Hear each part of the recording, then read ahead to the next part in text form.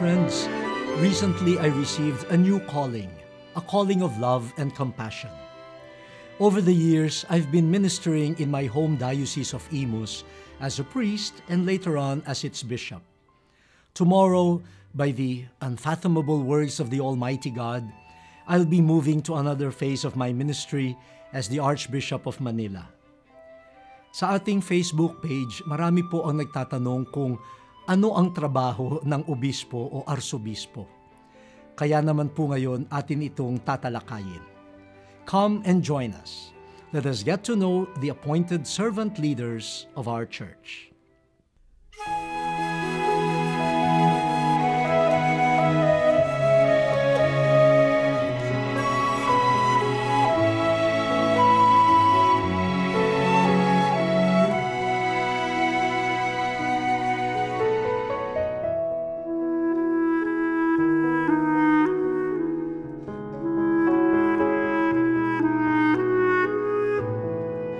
We can start by describing the sacrament of holy orders.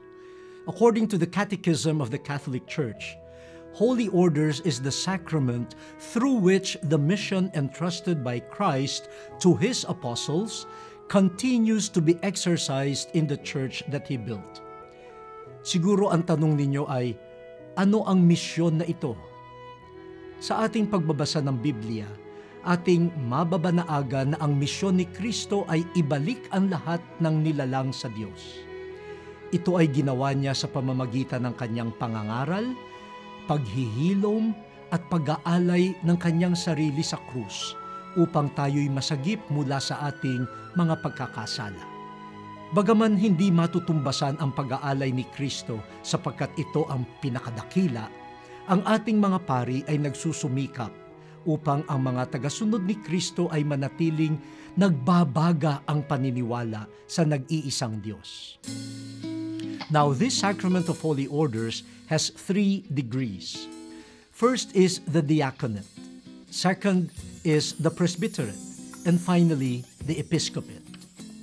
But before a man becomes a deacon, a priest, or a bishop, he must start and successfully fulfill the requirements of life in the seminary.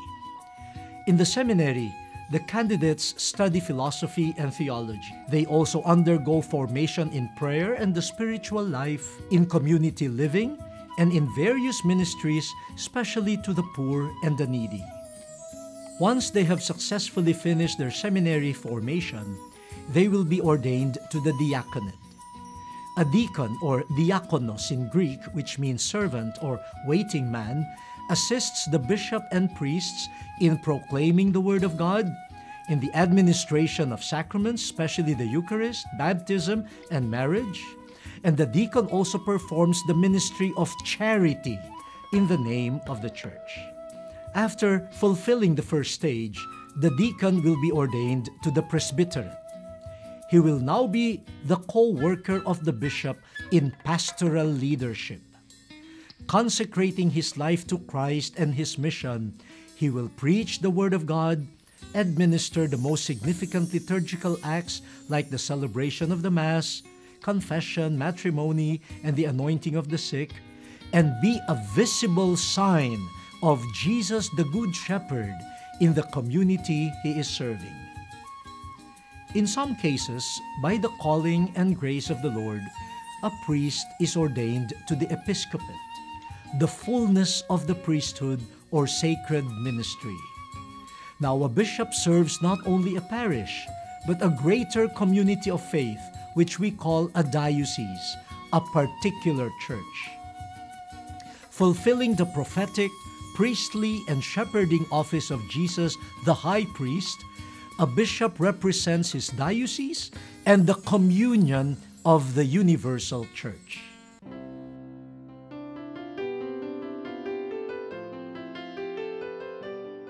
Ngayon po, sa mga nagtatanong, ang aking kasalukuyang ginagampanan ay bilang obispo ng Imus, ang akin pong hometown sa Cavite.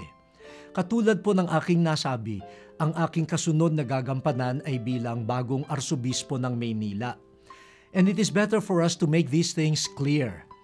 An archbishop, although he ranks a little higher than a bishop, is still part of the episcopate. Thus, no ordination will be held, but rather the ceremony of canonical possession. Now, you might ask, who will determine if a priest is to be ordained a bishop and installed an archbishop?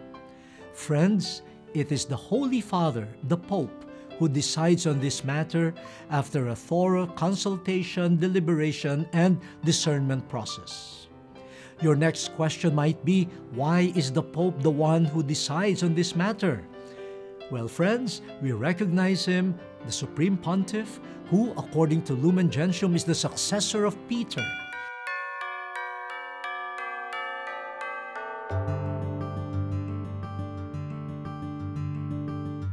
And with that, we regard him as the Vicar of Christ, an expression of his supreme headship of the Church here on earth.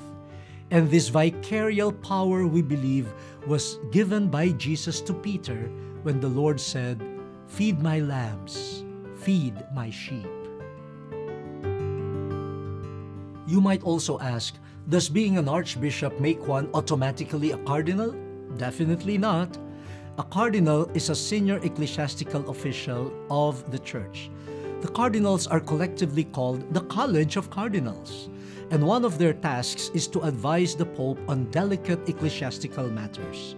They too elect the Pope in the event of his demise or resignation. A bishop or an archbishop may be elevated to a cardinal, the cardinal status, according to the discretion of the Pope.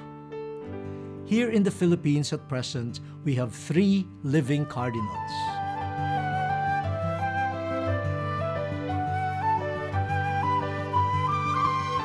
One of the important ministries of the bishop involves being part of what we call the magisterium, or the teaching authority of the Church.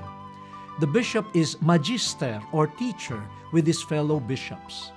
This authority is entrusted to the whole of the episcopacy, which is the body of all the bishops of our Church, with the Bishop of Rome, the Pope, as its leader.